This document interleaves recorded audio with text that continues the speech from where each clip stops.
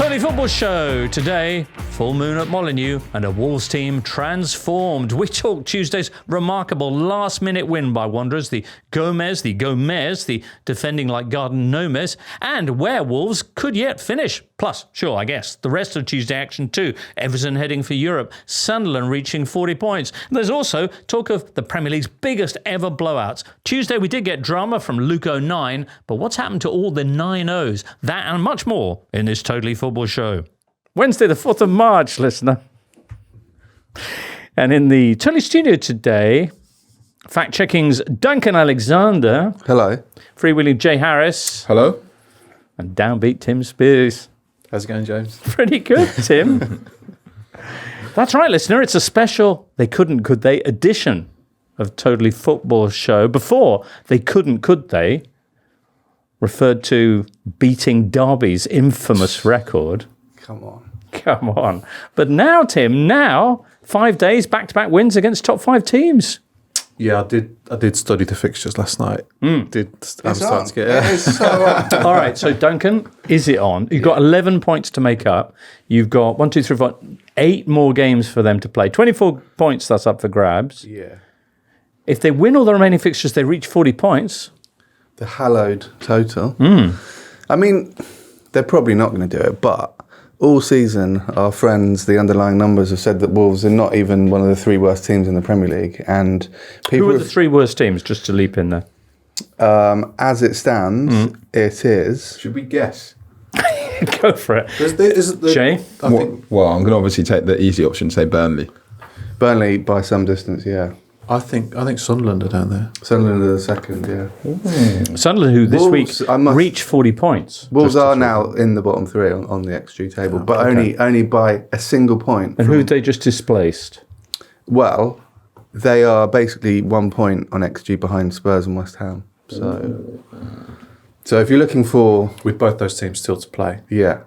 So In XG and in real life. they've taken 14 points since Christmas, so all this Derby chat can get in the bin permanently. Right.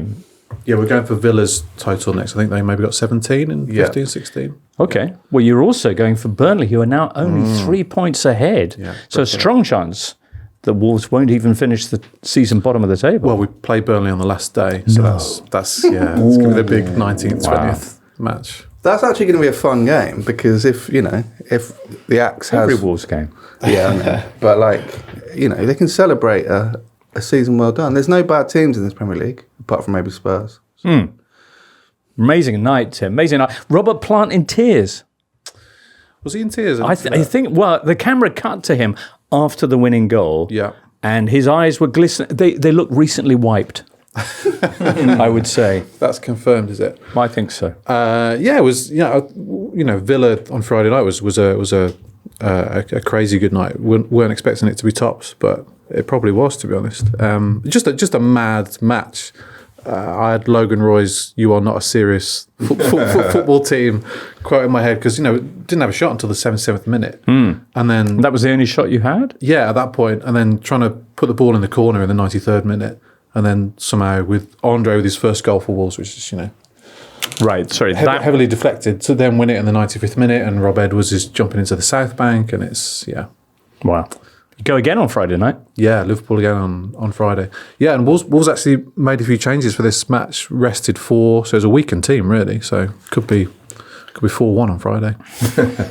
That's in the FA Cup 5th round. We'll be touching on that and lots of other things. But first of all, let's get the results from Tuesday, which was a busy one. In the Premier League, Wolves beating Liverpool 2-1. That's their second win in a row, as mentioned, against the top 5 team, having previously only won 1 game all season.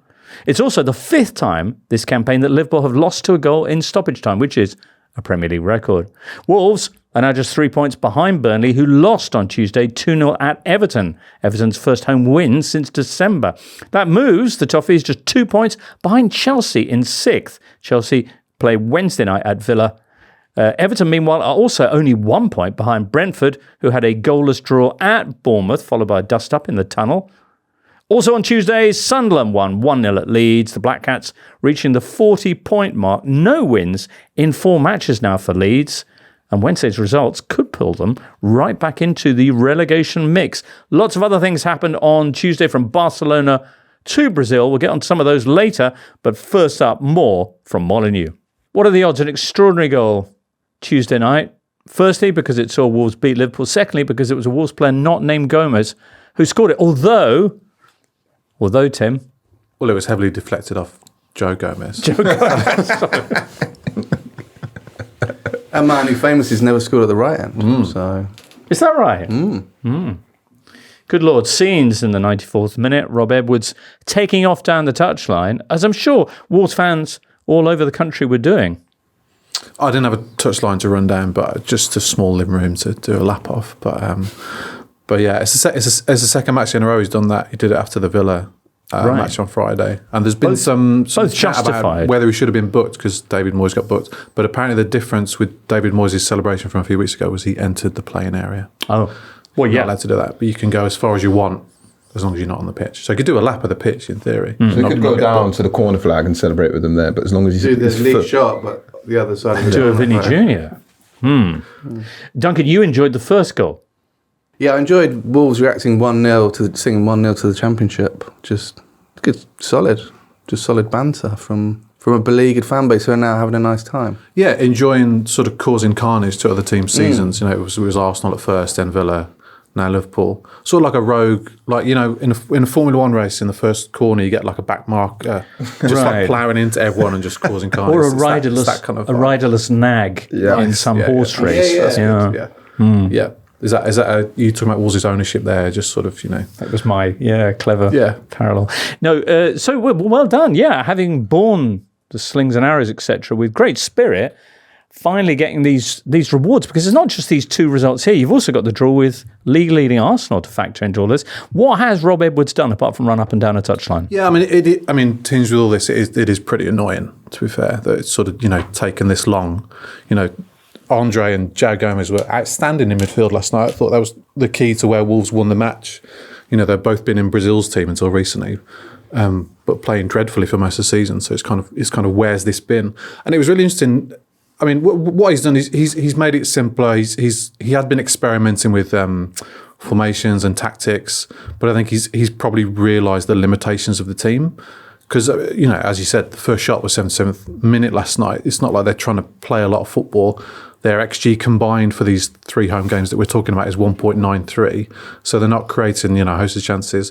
But he's realised the limitations and made things a bit simpler. He also, interestingly, after the match last night, was sort of talking about motivation and suggesting it's been an issue, which I think is probably fair enough. Because, you know, what have you been playing for? So he's kind of been trying to get the players to channel what is your individual motivation for the rest of the season. And he was quite explicit about it. That can be playing for a move. That can be, you know, trying to get in a World Cup squad. That can be just playing for yourself, for pride, for your families.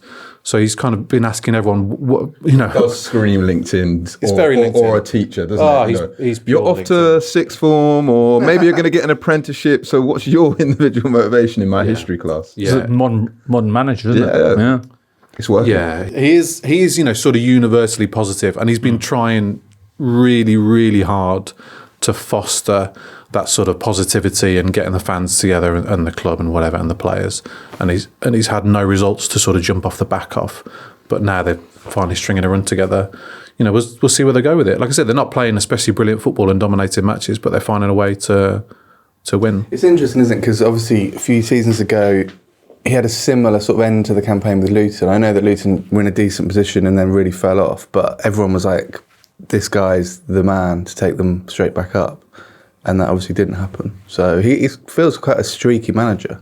But yeah, I mean, I think it's a really fun end to the season for Wolves. And I think it means Friday's really important for them, because why not just throw everything at the cup. You looked at the remaining fixtures. What leaps out at you? Well, the Athletic put a graphic out last week saying sort of the easiest and hardest runs that all teams have got. And Wolves are second in that list. In terms of hardest fixtures? Easiest. Because one query I had, having looked at this run of results, Arsenal, Villa and Liverpool, was, hang on, is it actually those kind of games that Wolves are a better place to win because of being able to sit deep, etc. I did feel like, especially like João Gomez, like I said, was pretty outstanding last night, and we haven't seen that for a while. Okay. And it's no coincidence that Villa are at home on a Friday night, where most of the country who's watching a match last night is watching that match. And last night, the second half, it's the only game on, and it's a high profile game. Do you know what I mean? So they know that everyone's watching, But yeah, well, they're on Monday Night Football in their next league game. Yeah, Brentford away. Away. Really? Okay. Which is the toughest match they've got left now for the rest of the season. So they play no one in the top Wolves 6. April, they play West Ham away, then Leeds away, then Tottenham at home. I mean, the West Ham game's big. Yeah. Kingmakers or Doommongers or whatever you want to call it. I think they're going to have a huge say in the relegation battle. Yeah, but we've always, as Duncan, I know you've said a few times, we've known that Wolves are not this bad, and really they should be pretty close to the relegation line, probably. All things told, and the results have not been that bad. They haven't been thrashed for a while. 4-0 is your biggest defeat. Which I think that was back the opening day. Yeah, so it's performances have not been too bad. It's just the results have been consistently, defeats and draws. Right. Can I just say one thing that made me laugh about the game last night? I don't know if you agree with this. After Wolves scored, it felt like they just had no idea whether to sit back or get another goal. And I think that's why Bellegarde gives the ball away, because there are a couple of occasions, Hugo Bueno did it first down the left, where he turns back, passes it backwards, and I think Salah or somebody intercepted it and Liverpool countered then. And then Bellegarde does it where he has the option, I think, to hit it long, turns backward, plays that pass, Salah intercepts. So there's this sense of, I guess, a little bit of nervousness, which is completely understandable. Like, oh my God, first shot of the game, we've gone 1-0 up. How do we hold on to this? And I think that's why there was a little bit of erraticness all of a sudden. Liverpool contributed to that, I thought, because it wasn't like they were piling on the pressure. They were just sort of giving Wolves the ball back, and then Wolves were like, oh, well, we don't really want it. That led to Mo Salah, that instant you mentioned, Jay, led to Mo Salah scoring his first goal since November? Yeah, I actually think it's a really clever goal from him as well. And I think the Wolves defender, Krejci, does absolutely everything right in terms of making Salah go towards his right foot, which is supposedly his weaker foot, and then Salah just hits it with the outside of his left boot. Like, it's a very, very clever finish. But as much as Salah deserves praise for that, there's like quite a pivotal moment a few minutes later where he's on the counter. I think he's got Ekitike on the left, Szoboszlai and someone else on the right, and he underhits the pass. And if Liverpool had scored then, The chance that Cody Gakpo denied Curtis Jones. Yeah, it was really, really bizarre. It's from a corner, which was Liverpool's best route to goal, to be honest. I thought, quite damning on sort of their open play. But yeah, Curtis Jones is about to chest it in from a yard out, open goal, and Cody Gakpo, in sort of the melee, I guess, sticks his boot out and diverts the ball upwards and onto the brilliant bar. goal line clearance. Yeah, outstanding. Yeah. But that's probably because Gakpo's so...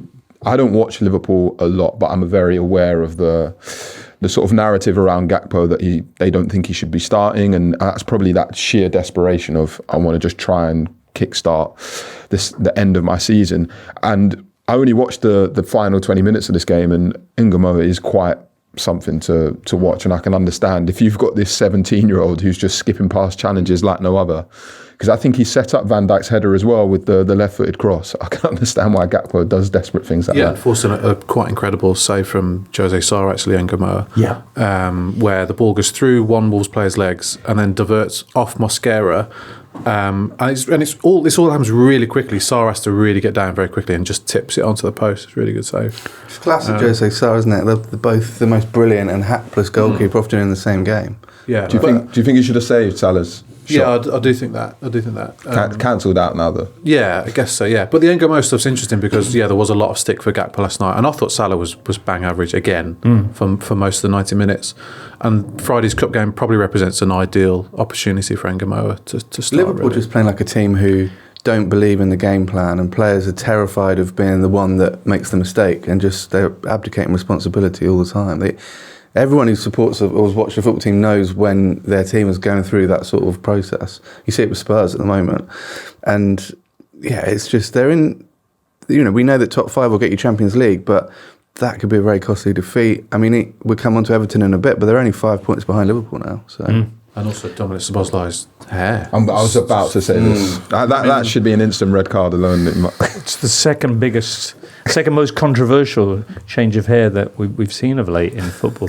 Tim Spiers. Yeah. I thought better than Beckham's cornrows, but not as good as Rio's, I think. Okay. I was going to ask, because I mentioned this stat about Liverpool losing 5 games thanks to goals in the 90th minute or after this season, and that's a record.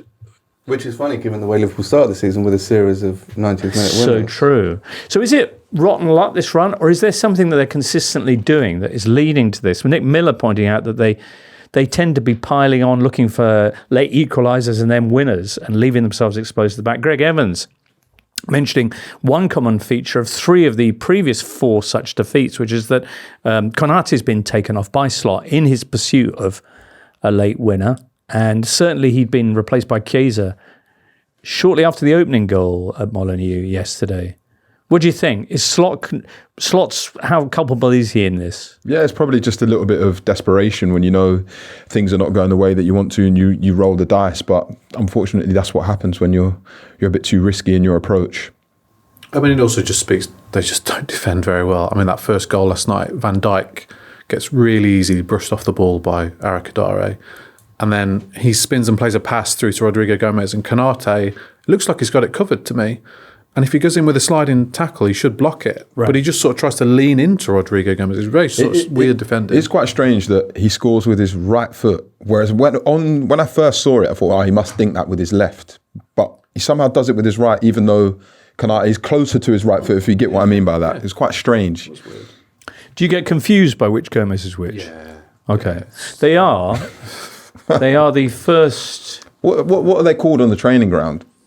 I just guess just by their first names. Yeah, they've all got. None of them are just Gomez, as in a name. They've all got something else going on. Totti Gomez. But, when they're reading the register out at the beginning of training, Gomez here? Steve Madley wrote a piece about this, actually, on The Athletic, would you believe, pointing out that this is the first instance of a Premier League team with 4 players in the same side sharing a surname. There'd never even been 3 before, to put that in perspective. I did point out to Steve for that piece that Brentford, their first season in the Premier League, had 3 players with the first name Mads. Mads Bidstrup, Mads Beck Sorensen, and Mads Röslev.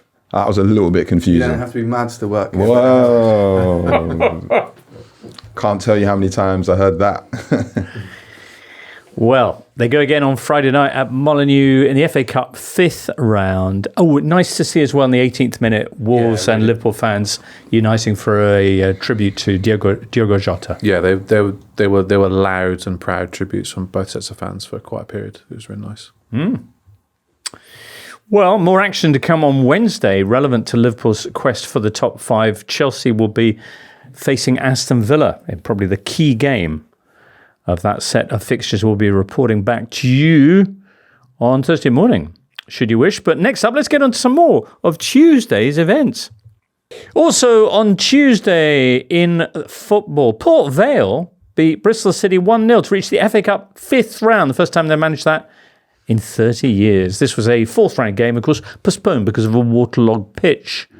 Port Vale are the bottom side in League One, and they're also the lowest ranked team left in the FA Cup. They will be hosting Sunderland on Sunday. Meanwhile, in Europe, it was remontada time in the Copa del Rey. Barcelona, a few weeks back, had gone down 4-0 away to Atletico Madrid in their semi-final first leg. Tuesday night, they needed an incredible comeback, and they came close. They went 3-0 up with 20 minutes to go, but couldn't quite get a 4th over the line. It's Atleti who go through to the final, winning 4-3 on aggregate. They'll face either Real Sociedad or Athletic Club de Bilbao. They play Wednesday night with La Real 1-0 up from the first leg. Boom. Barcelona comforted probably by the fact that their Liga rivals Real Madrid on Monday night lost at Getafe. A lot of concern there. No Mbappe in that game once again for Real Madrid. A lot of concerns over his knee situation. Not Rodrigo. And no Rodrigo in that as well. With the Mbappe thing, there's concerns as well about whether his World Cup of France's prospects might be impacted. Of course, we'll be following that story. Thoughts with you if you chose on Tuesday night to follow The Coppa Italia semi-final in Italy instead. This saw Como taking on Inter. There was one shot on target for the home side, who ended with an XG of 1. Inter's XG was 0.07. The runaway Serie A leaders resting a bunch of players they were ahead of. Their derby clash with the team in second place currently in Serie A, Milan, this weekend. Less James Bond, more James Pond. Because of Como? Yeah. Yeah. I mean, that it's totally tenuous. works. It's tenuous. No. The other semi-final, we'll see Lazio host Atalanta on Wednesday night, first leg of that. Meanwhile, in Brazil, Felipe Luís got sacked as Flamengo manager this week. In itself, you're thinking, not so surprising. However, Luís, the former Chelsea left-back, had made Flamengo the top team in South America. A lot of us enjoyed witnessed his Flamengo side beating Chelsea 3-1, remember, in the Club World Cup last summer. He had led them to 7 titles in his 100 matches in charge, which averages a trophy every 14 games. I don't think there's ever been anything quite like that. And they won 9-0 the night before. They had just beaten Madureira 8-0 in the in the Campeonato Carioca, in the semi-final of that, actually. Was it the day before? I think so, yeah. Yeah. Extraordinary.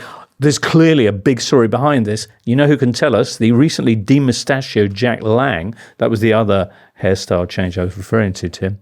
And he'll be joining us actually on Thursday, in Thursday's Totally Football Show. So I can't wait to find out what the Felipe Luís backstory is. Jack, if you're listening, if you could get reading up on that. Duncan, you on Tuesday night elected to follow Everton's clash with Burnley at the Hill Dickinson. How was it? It was a game of football that happened, and yeah, it was obviously an important game for Everton because their home form has gone very team at a new stadium. But yeah, it was just comfortable, really. Burnley's recent revival wasn't really visible.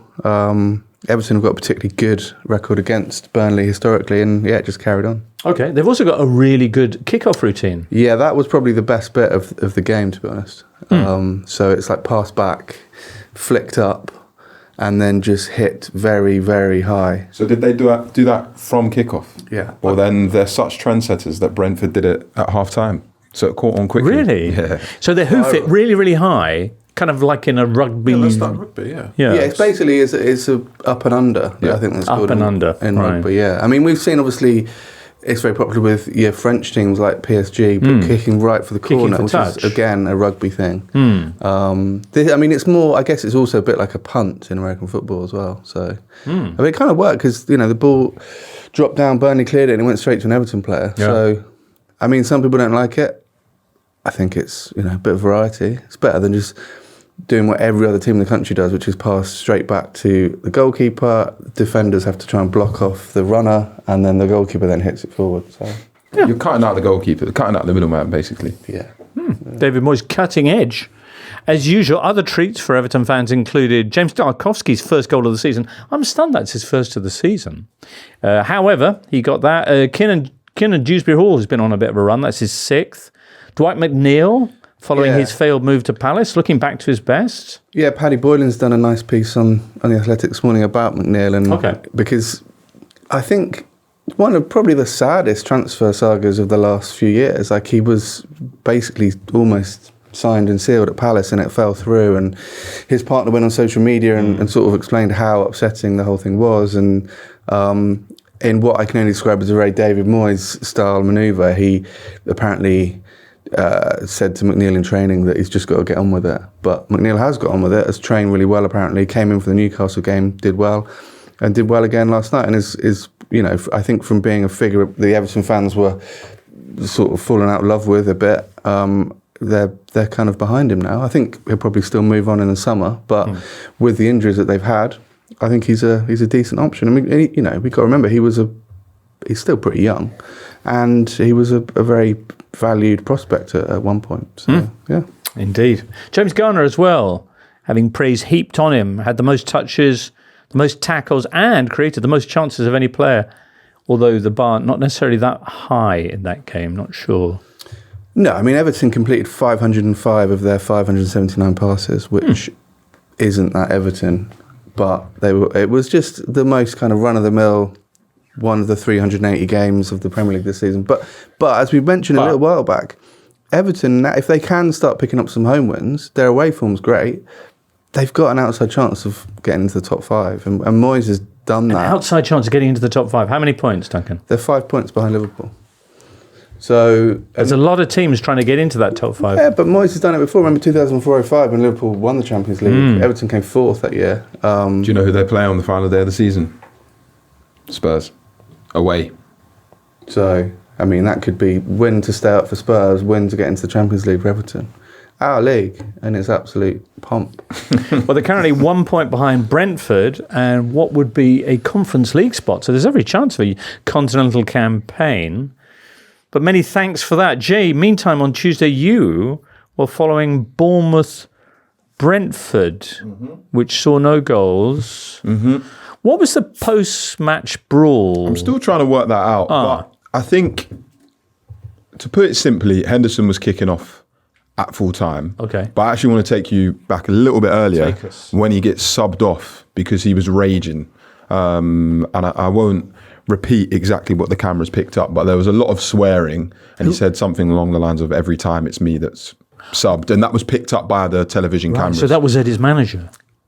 It wasn't at his manager. Well, it probably was at Keith Andrews, but as he's walking off the pitch. Right. So he's probably still around the halfway line when this happened. So he's not on the touchline saying it to Keith Andrews. But it surely wasn't the Brentford staff that he was being held back from. No, it looks like he was kicking off at Bournemouth stuff, but I'm saying he was clearly already angry and incensed that he'd come off for Yeho Yarmouk. And I think, Henderson needs to remember he's 35.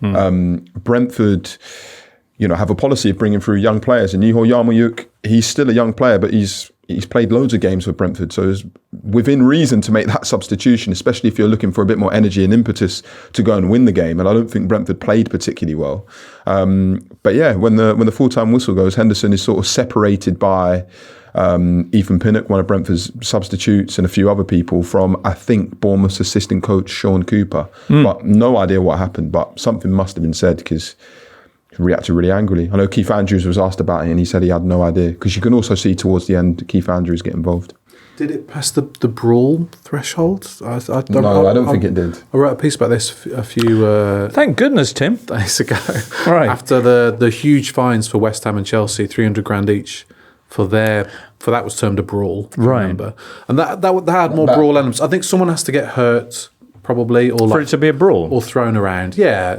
Yeah, I think the industry standard would be the Manchester United Arsenal one in 1991, where both teams got docked points because it was so bad. Yeah, but not quite a battle, which I think was top of my list. So Spurs, Chelsea Spurs, that's a battle. Yeah, and then why is that a battle? Just because it's sustained, as opposed to one flashpoint. And breaking out in different. Yes, exactly. And remember, Dembele got Dembele. I can't remember whose eye he gouged, but you gouged someone's eye. Right, To what extent is your whole kind of view on the parameters of brawl, battle, etc., affected by having witnessed the ice hockey Olympic final between America and Canada and some real battle and brawling? Yeah, they would call our brawls, tickles, really. I can't remember the last time I saw. There was an I think it was Valencia game, which involved players running around and kicking each other and then running away as fast as they can. Yeah, that rings a bell. Well, that's the Maradona at Barcelona game. Oh, yeah. Against, was it Athletic Club? To Bilbao, I think so, yeah. Well, it nearly happened in the Wolves-Liverpool game when, was it Santiago Bueno pulled down Ekitike and Van Dijk, I think, clattered Andre off his feet. Yeah, that got tasty. Yeah, it did, yeah. But I think Bournemouth Brentford was more of handbags, I would say. That's in the handbags sort of mould. All right. Should say that I think at the end of the season, Brentford will look back on this as a valuable point because they didn't play particularly well. Right. Cherries twice went close to scoring and were outraged that they weren't awarded a penalty when Tavernier was brought down by Coyote, I think. So down. Was he brought down? Yeah, I think he was. The cross is coming in from the right-hand side and Coyote and Tavernier running into the box. And Coyote is looking at the ball, but you can see that I think it's his left foot kicks Tavernier's like Achilles, the back of his leg, as he goes to hit the ball. And Tavernier makes contact and he hits the post, but Coyote making that contact clearly impacts his action and how smoothly he hits the ball. And without that, he probably scores. But nothing was given by VAR. And then maybe a few minutes later, Tavernier hits the woodwork again. And then you've got this bizarre situation. I think it was in the final minutes of the game where El Kroupi has this shot and it is deflected wide by Enes Unal. But otherwise, it was going right in the bottom corner. So Brentford, I think, a little bit lucky to escape because I think they maybe had 1 or 2 shots on target, but offered very little. Okay, Their win at the weekend was a bit chaotic. So the 4 points from those 2 games is decent. If 7th gets you Europe, you've got 1, 2, 3, 4 teams within 4 points. I think whatever happens, whether Brentford get European football or not, they might argue differently because of where they currently are. It's been a fantastic season for them, considering the people that they lost in the summer, the fact that they went reasonably far in the Carabao Cup and they're in the 5th round of the FA Cup and they've got West Ham United. It's very plausible they'll get through to the next round. I think I certainly didn't predict it when you consider everything that happened in the summer, the changes. So it would be amazing if they got into Europe. It'd be the first time in the club's history that they do that. I'll be there where whoever they play in the Europa Conference League. You'll go along? Well, I'd like to think so. Maybe reality is different. It would be incredible. But if it doesn't happen and they fall short, I think they should still look back on the season and think, lots of people predicted they'd maybe not get relegated, but be 15th, 16th, 17th. They made a mockery of those suggestions. What was their best finish under Thomas Frank?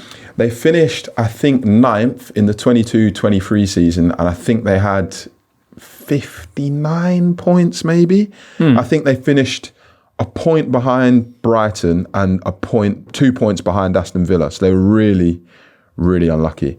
But that's the year when Tony scored 20 goals in the Premier League and then was banned for the final few games. Right.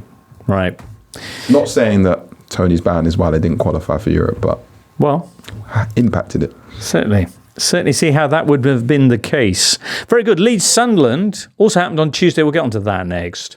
It's March the 4th as we record this, listener. On this day in 1995, Man United beat Ipswich 9-0 at Old Trafford, which was at the time the biggest win in Premier League history, which at the time only amounted to 3 seasons. So, not that impressive. But still, no one's ever gone beyond a 9-0. We've had 3 since. 2 of them involving Ralph Hasenhüttl's Southampton, and then more recently Scott Parker's Bournemouth. They lost at Anfield 9-0 August 2022. When's the next one, Duncan? Where's our 9-0s this season? Well, the one before the Manchester United one was Liverpool beating Palace 9-0 at Anfield. So we've had 2, if you count that at Anfield, we've had 2 involving Hasenhüttl, we've had 2 at Old Trafford. So there's the sort of nexus of possibility. I mean, I think my favourite is Leicester's because it's away. I mean, obviously, at Southampton, and they're the only team I've seen of those matches where they knew that 10-0 would have been something spectacular. And Manchester United set-piece coach Johnny Evans missed a really good chance with about 5 minutes to go, and Jamie Vardy absolutely berates him because he knew. Obviously, there hasn't been a team scoring 10 in the top flight since the most hated day of all, Boxing Day 1963, so it would be good to... Don't even mention that day. I've upset myself. That day belongs in infamy. I was looking at the numbers earlier. I don't know how unusual this is. I'm sure Duncan will tell me, but there's only been 1 5-0 this season. Who was that? That was Arsenal v Leeds. Okay. And there's only been 4 instances of a team scoring 5 goals. There's only so many corners you can win, though. Liverpool 5-2 West Ham, Man City's 5-4 at Fulham, and Chelsea winning 5-1 at West Ham. So that only 4 instances of 5 goals feels like not very many. Yeah, that is lower than normal. But is there a reason for that, or is it just one of those seasons? It's very competitive season. Is it? Yeah, it feels that way. Well, we've reached a point where every team in the Premier League, even Wolves, who are bottom, are pretty good at football. Which is kind of what people wanted, right? People wanted a competitive Premier League, and this is kind of what you get. I quite want a 9-0, though. It's been a while. They feel a bit distasteful, I'd say. I don't think anyone's watched a 9-0 and left and gone, oh, really, that was what football was all No, but about. had it gone to 10-0, they would have left going, good Lord, we were there. Yeah, fine. That's the thing. All right, well, falling 9 goals short on Tuesday night were Sunderland in their 1-0 victory away at Elland Road. Still pretty impressive stuff, given how much of a fortress that ground had become of late, and Leeds' recent form. Although, as I say that, when you check the numbers, it's actually not that good for Leeds. They've only had 2 wins in their last 12 matches. Depends the way you want to look at it. They've only lost 4 or 16 Right. Pretty good. It's like a glass. Yeah, yeah, exactly. Yeah, Yeah. I actually thought this was one of Sunderland's best results this season because they're missing half the team. Robin Roofs was a late withdrawal with a hamstring injury. Apparently, he pulled his hamstring while making a good save in training. Oh. But shouldn't be out for too long. And then they're also missing Brian Brobby up front, who sort of holds the ball up well for them. Granit Xhaka was rested because he's still come back from injury. And then they're missing Mukiele and Renildo at the back. And they played that way because they knew that a lot of the good players were out. So they had 15% possession in the first 10 minutes, and eventually just ground Leeds down, and then got a slightly dodgy penalty, and then that was it, really. Yeah. I'm smiling because you reminded me of something really random when you mentioned Robin Roof's injury. But a couple of years ago, when I was covering Brentford, their goalkeeper Thomas Strakosha, Man who fell off a church. yeah, No, I was just thinking like Robin Roof's injury.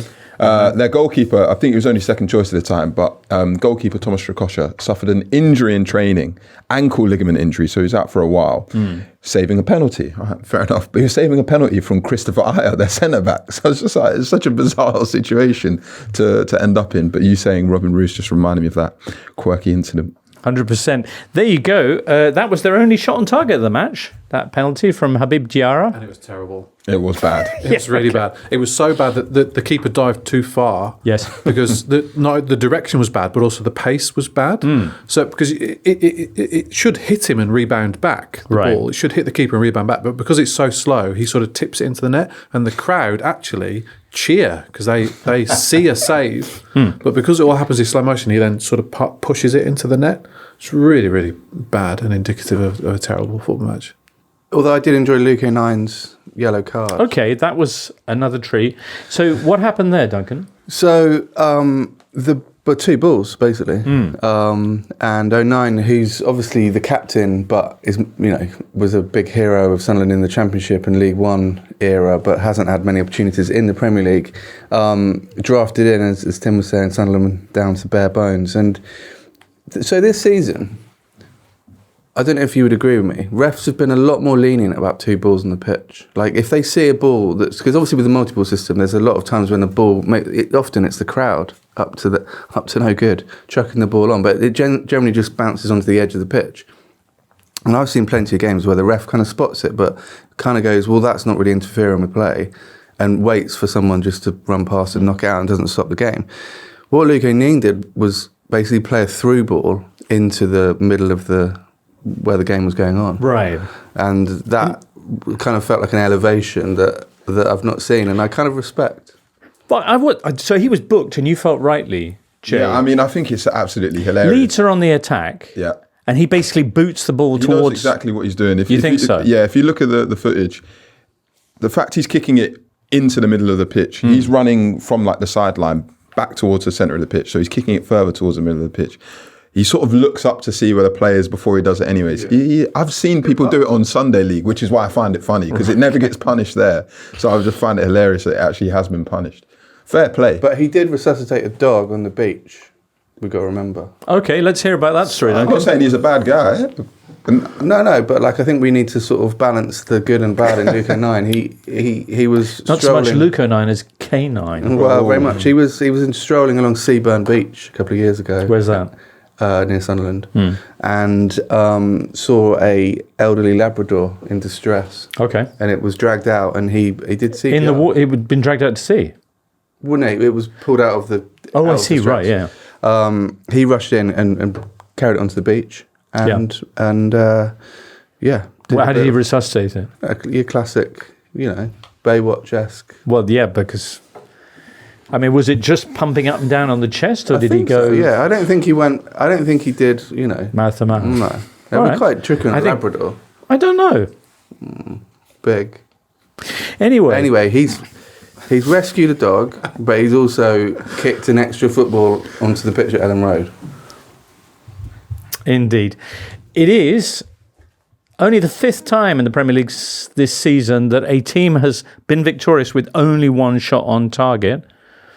Sunderland have had two of those, by the way, because they also did it against Newcastle United in December. Leeds, though, Tim, you were mentioning the positive side of their recent record, but they are now only 6 points clear of West Ham in 18th spot, and that could be only 3 points by Thursday morning. Daniel Farker was quite sort of philosophical about it after the match. He said, look, we've come close to sort of getting a win and a draw in our last few matches, and that would probably be enough to keep us up now. He said we'd have had the champagne last night if things had gone slightly differently. And yeah, they had a sort of narrow offside goal at 0-0, and if that goes in, you know, it's a different match. But yeah, it is 2 defeats in a row at home, 1-0. It's also the second home match in a row where they had a first half stoppage that Leeds fans were not very happy about after the incident with the stoppage for Ramadan on the weekend against Man City. This time, with Sunderland having barely touched the ball in the opening 19 minutes, their new keeper Elborg just went down for no reason. He was almost smiling, actually, and the team went over to the dugout and had a big chat, you know, in the time-honoured fashion, and were much better after that. But Leeds fans were furious. I'm not really sure how you get around that. I'm hearing talk of a player having to be subbed off for a minute or leave the field for a minute. There'd be a mandatory time that you have to be off the field to receive treatment. Yeah, it's one of the worst examples I've seen. It was very, very... Really? Yeah, it was just so I saw a Wickham game a few weeks ago where the Wickham keeper, Will Norris, did it, I think, 4 times in the second half, which feels excessive. But maybe his hamstring was just feeling a little bit tight. Maybe in that scenario, you just say, if you do that, the captain has to come off for a minute. Or you kick 3 balls onto the pitch and say, you know, it's like a sort of power play thing. How ironic listeners are thinking is that they're discussing people wasting time trying to get to an allotted amount. But here we are. We've kind of reached the end then, unless there's anything else about Leeds Sunderland. Well done to the Black Cats for reaching the 40-point mark. And we'll wait to see what Wednesday night's games do to everybody who played on Tuesday and their current positions. A lot of intrigue to come, and we'll be rounding that up on Thursday morning in our next Totally Football show. And looking forward, of course, to the FA Cup 5th round. For now, many, many thanks to Tim, to Jay, to Duncan, to Grayson and Charlie in the booth, and you listener. Another Totally awaits on Thursday if you'd like to join us for that. For now, from all of us here, it's goodbye. The Totally Football Show podcast is available 3 times a week, bringing you all the football news you could reasonably be expected to care about. We've got views, we've got stats, we've got analysis, we've got some of the best football writers around, and the whole thing is absolutely free. So have a listen on Spotify or Apple Podcasts or all the usual places by clicking on the link below.